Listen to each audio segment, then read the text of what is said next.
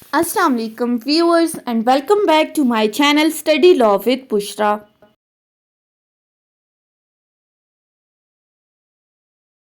In this video we are going to discuss from section 11 of Land Acquisition Act 1894. But before starting the discussion, I request you all to please subscribe to my channel and don't forget to press the bell icon for latest updates. Do share this video with your friends and don't forget to comment your feedback. So let's move towards the discussion. Section 11 of Land Acquisition Act deals with the topic of inquiry and award by the collector. अब ये किस inquiry और award की बात की गई है? तो अगर आपको याद हो तो हमने कल की वीडियो में सेक्शन 9 में डिस्कस किया था कि कलेक्टर जो है, जितने भी लोग इंटरेस्टेड पर्सन है, यानी कि जितने भी लोगों का कोई ना कोई इंटरेस्ट शामिल है उस लैंड के अंदर जिसको एक्वायर किया जा रहा है गवर्नमेंट की तरफ से, तो उन तमाम लोगों को एक नोटिस भेजेगा कलेक्टर कि आप फलां दिन पर फलां जगह पर कलेक्टर के सामने पेश हो जाएं और आपकी जितने भी क्लेम है, आपका जितना भी ऑब्जेक्शन है उस लैंड से रिलेटेड, वो आप अपनी रिटन स्टेटमेंट की फॉर्म में उस कलेक्टर के सामने पेश कर दें। सो ये सेक्शन क्या कहता है? अब वो नोटिस वाला दिन आ गया। On the day fixed or any other day to which the inquiry has been adjourned, the collector shall proceed to inquire into the objections which any person interested, provincial government, federal government, local authority or company has stated to the notice given under section 9, to the measurement made under section 8 and into the value of the land and into the respective interest of the person claiming the compensation and shall make the award under his hand. अब वो notice वाला दिन आ गया। अब ये section क्या कहता है कि जैसे ही वो नोटिस वाला दिन आया, जितने भी लोगों को इस नोटिस के जरिए बुलाया गया था, आया वो गवर्नमेंट का रिप्रेजेंटेटिव है, किसी कंपनी का रिप्रेजेंटेटिव है, कोई लैंड ऑनर है या कोई जॉइंट ऑनर है या कोई पोजेसर ऑफ द लैंड है, यानी कि जितने भी लोगों का जिनका इंटरेस्ट इन्वॉल्व था, जिनको नोटिस भेजा गया था, अब वो तमाम लोग उस दिन के अंदर उस कलेक्टर के सामने पेश हो और इन तमाम लोगों ने अपना अपना रिस्पेक्टिव क्लेम जो था वो कलेक्टर के सामने रख दिया। अब कलेक्टर की ये जिम्मेदारी है कि वो स्टेप बाय स्टेप, बिल्कुल सबको इकट्ठा नहीं बल्कि वन बाय वन, जिस तरह से उसने लोगों को नोटिस भेजा था उस हिसाब से वो उन तमाम लोगों को सुनेगा, जितने भी उनके क्लेम्स हैं, जितने भी उनकी तरफ से ऑब्जेक्शंस रेज की गई हैं, उन तमाम ऑब्जेक्शंस को सुनेगा। अब वो ऑब्जेक्शंस आया कि उस लैंड की मेजरमेंट से रिलेटेड है कि उसको सही तरह से उसका रकबा मेजर नहीं किया गया, या फिर उस लैंड की कंपनसेशन जो डिटरमिन की गई है उससे रिलेटेड अगर किसी भी तरह को लोगों का कोई ऑब्जेक्शन है,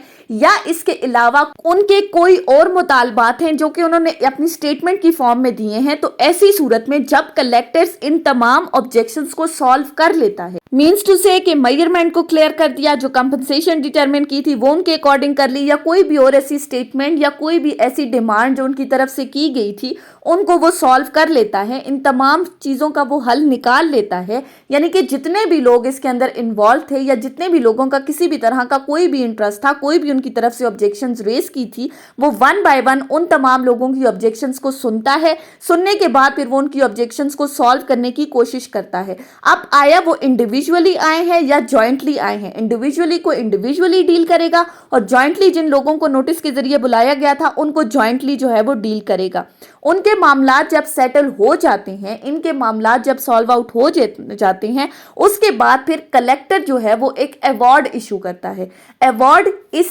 कॉन्टेक्स्ट में इससे मुराद है कि यानी कि वो एक फैसला सुनाता है, वो अपना एक डिसीजन सुनाता है। अब वो जो डिसीजन करेगा उसमें क्या क्या चीजें इंक्लूडेड होंगी? Number 1, the true area of the land, correct रकबा, जमीन का करेक्ट रकबा कि इस बंदे की कितनी जमीन हमने ली है, उस चीज का दुरुस्त तयन करना। Secondly, the compensation which in his opinion should be allowed for the land, या फिर जमीन का कितना मुआवजा जो है वो इन बंदों के लिए डिटरमिन करना चाहिए, वो मुआवजा मेंशन करना होगा। Thirdly, the appointment of the said compensation among all the persons known or believed to be interested in the land, of whom or of whose claim he has information, whether or not they have respectively appeared before him.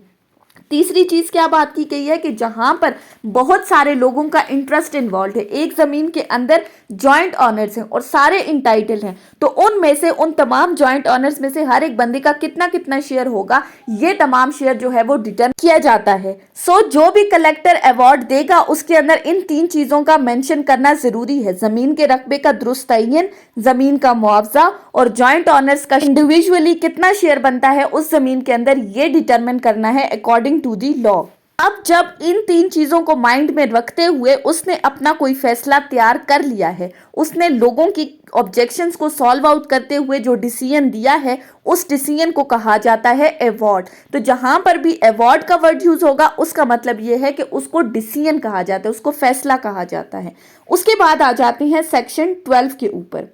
Section 12 किसके साथ deal करता है? Section 12 कहता है award of the collector when to be final, कि जो collector की तरफ से अवार्ड जारी किया गया है, यानी कि जो फैसला सुनाया गया है वो फैसला कब फाइनल होगा, उसको कब स्टेटस ऑफ फाइनलिटी हासिल होगी। सो क्लॉज 1 के according such award shall be filed in collector's office and shall except as provided be final and conclusive evidence is between the collector and person interested, whether they have respectively appeared before the collector or not, the true area of the land and appointment of the compensation among the persons interested। अब ये section कहता है कि जब कभी collectors ने कोई award जारी किया है पार्टीज को सुनने के बाद, मीन्स टू से कि जब उसके सामने पार्टीज प्रेजेंट होगी, फिक्स डेट के ऊपर गवर्नमेंट के रिप्रेजेंटेटिव्स या लैंड ऑनर्स जितने भी लोग इंटरेस्टेड थे और वो तमाम लोग एग्री हो जाते हैं उस चीज के ऊपर जो कलेक्टर फैसला सुनाता है, तो उस वक्त कलेक्टर का ये फैसला जो होगा ये हतमी होगा, सवाए उन अवार्ड्स के जिनके ऊपर किसी भी तरह की कोई भी ऑब्जेक्शंस रेज की गई है। अगर किसी अवार्ड के ऊपर कोई ऑब्जेक्शन रेज की है तो फिर कलेक्टर की ये जिम्मेदारी है कि उन ऑब्जेक्टार्स की उन ऑब्जेक्शंस को सुनते हुए फिर उनसे मुतालिक भी जो है वो अवार्ड जारी करेगा। अब आया जिन लोगों ने ऑब्जेक्शंस रेज की है वो उसके सामने प्रेजेंट होते हैं या नहीं, वो पार्टीज आती हैं या नहीं, लेकिन कलेक्टर की ये जिम्मेदारी है कि वो उनकी ऑब्जेक्शंस को सुनने के बाद उनसे रिलेटेड अवार्ड जारी कर देगा। सेकंड क्लॉज क्या कहती है? The collector shall give immediate notice of his award to such of the persons interested as are not personally present or by their representatives when the award is made। इसके अंदर shall का word use हुआ है, ये mandatory provision है और ये proviso क्या कहती है, ये क्लॉज क्या कहती है कि कलेक्टर ने जो अवार्ड जारी किया है जिसके अंदर उसने जमीन की कंपनसेशन को डिटरमिन कर लिया है कि फलां बंदे को कितना मुआवजा मिलेगा, और दूसरी पार्टीज जिन्होंने जो उस वक्त मौजूद थी उन्होंने इस चीज से एग्री कर लिया कि हाँ इस बंदे को इतना इतना मुआवजा दिया जाएगा, और वो कहते हैं कि हमें ये चीज मंजूर है कि किस बंदे को कितना कितना मुआवजा दिया जाएगा, उन्होंने इस चीज के ऊपर एग्री कर लिया। तो उसके बाद फिर ये जो अवार्ड कलेक्टर जारी करता है इससे रिलेटेड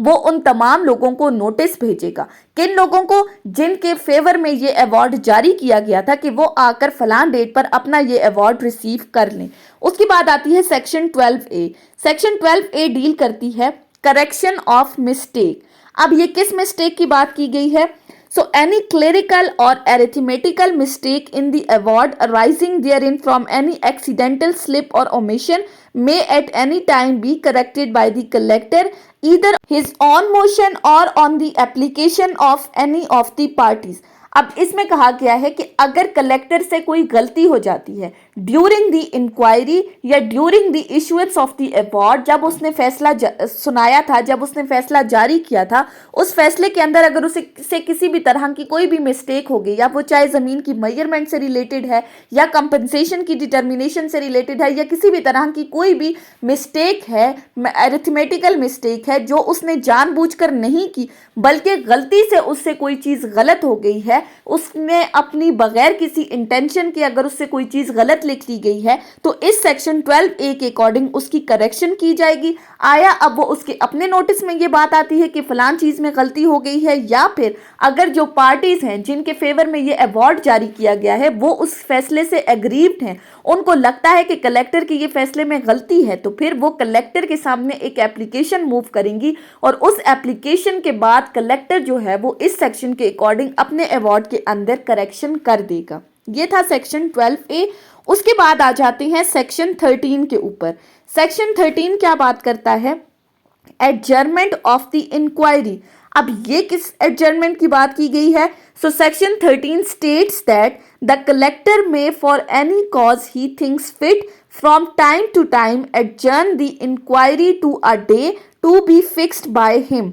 अब सेक्शन 9 के अंदर हमने क्या कहा था कि कलेक्टर जो है वो लोगों को नोटिस भेजकर एक डेट फिक्स कर लेता है कि फलां दिन के अंदर तमाम पार्टीज अपनी ऑब्जेक्शन एक रिटन स्टेटमेंट की फॉर्म में अपना क्लेम लाकर कलेक्टर के सामने पेश कर दें। अब अगर इस डेट के अंदर पार्टीज के ऑब्जेक्शंस के ऊपर किसी भी तरह का कोई डिसीजन दिया गया है, कलेक्टर की तरफ से कोई अवार्ड इशू किया गया है और उस अवार्ड के ऊपर अगर किसी पार्टी को कोई ऑब्जेक्शन है, उस पार्टी को लगता है कि ये फैसला सही नहीं है, इस पर मजीद इंक्वायरी की जरूरत है, इस चीज के ऊपर फर्दर इन्वेस्टिगेशन की जरूरत, क्योंकि उस फिक्स डेट पर सॉल्व आउट नहीं हो सकती, तो फिर कलेक्टर इस मीटिंग को एडजर्न कर सकता है। वो ऑर्डर कर देगा इस मीटिंग की एडजर्नमेंट का और एडजर्नमेंट के बाद फिर वो मजीद कोई डेट फिक्स कर लेगा जिसके ऊपर पार्टीज के इन इश्यूज को रिजॉल्व किया जाएगा। उसके बाद आ जाते हैं सेक्शन 14 के ऊपर। सेक्शन 14 क्या कहता है? Power to summon and enforce the attendance of the witnesses